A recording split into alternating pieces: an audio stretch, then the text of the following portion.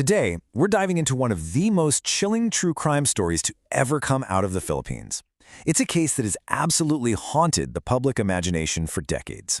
This is the story of the Cabading family and the unbelievable tragedy that happened in the house on Zapote Street.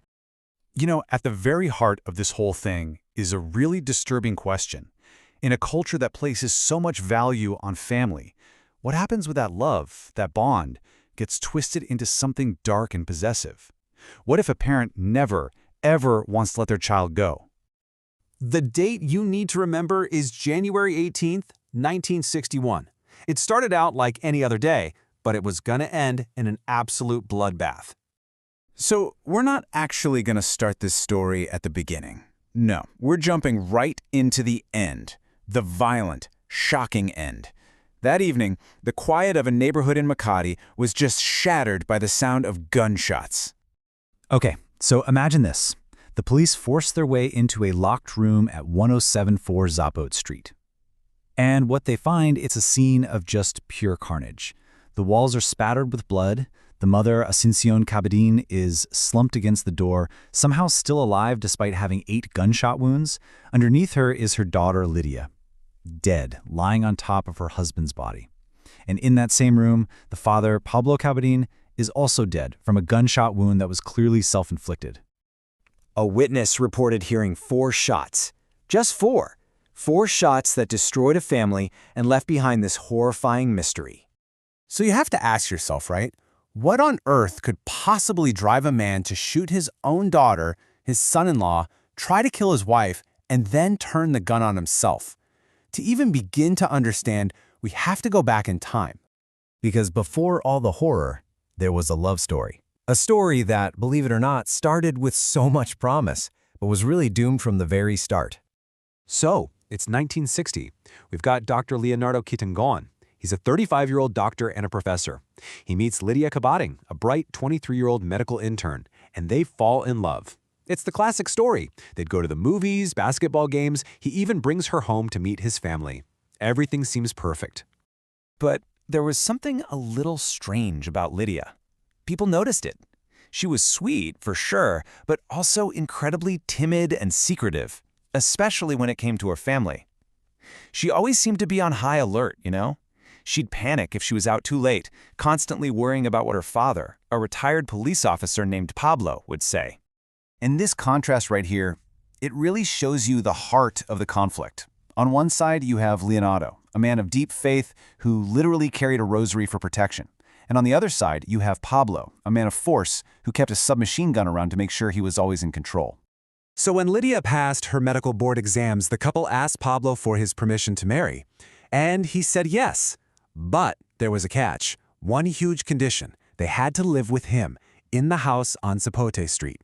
And that's when Leonardo started to realize this wasn't just a strict father. This was a dangerous obsession. Life in that house, it was a complete nightmare. Pablo insisted on being their chaperone on dates. He would literally demand to sit between them in the car. Back at home, they weren't allowed to talk privately in their own bedroom. They had to stay in the living room where he could watch them. And get this, even on their honeymoon, Pablo made up excuses to force Lydia to sleep in her mother's room, away from her brand new husband. It's just unbelievable. So when Leonardo finally tried to stand up to him, to move his own wife out of this toxic house, Pablo's control turned into a flat-out threat. He told Leonardo, point blank, "If she goes with you, I'll shoot her in the head before your eyes." I mean, a situation like that just can't last, right? Something has to give. And it was Lydia herself who finally reached her breaking point, which set off a chain of events that escalated so fast, it's terrifying.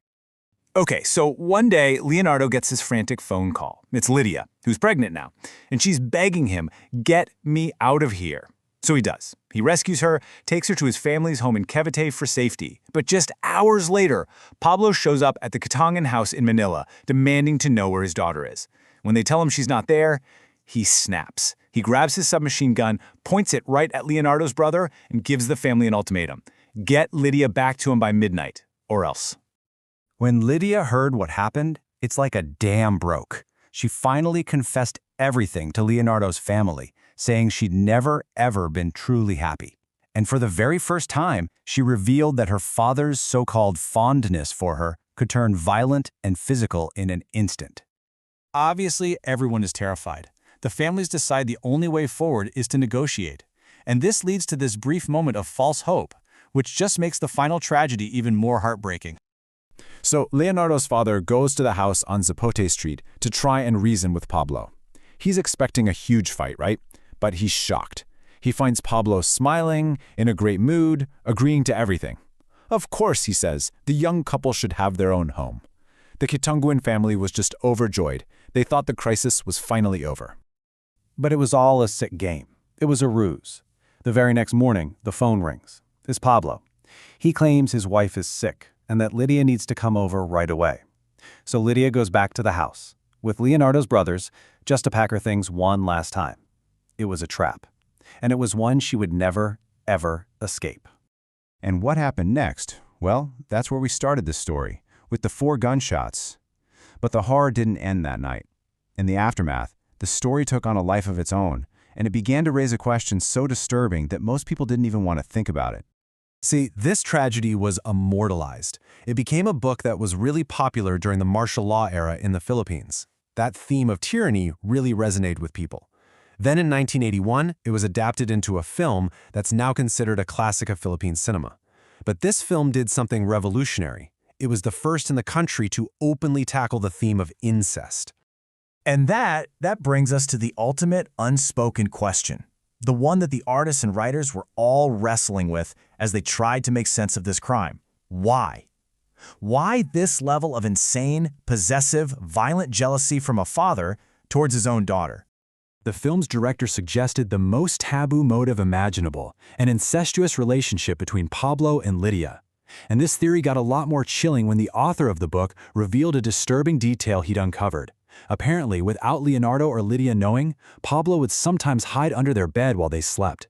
Was his rage not just a controlling father, but a spurned lover losing his possession? We will never know for sure. The mother, Asuncion, the sole survivor, even tried to stop the film from being released to protect her family's privacy. The absolute truth, whatever it was, died with Pablo and Lydia in that room. Which just leaves us with one final haunting question. What other secrets truly died in the house on Zapote Street?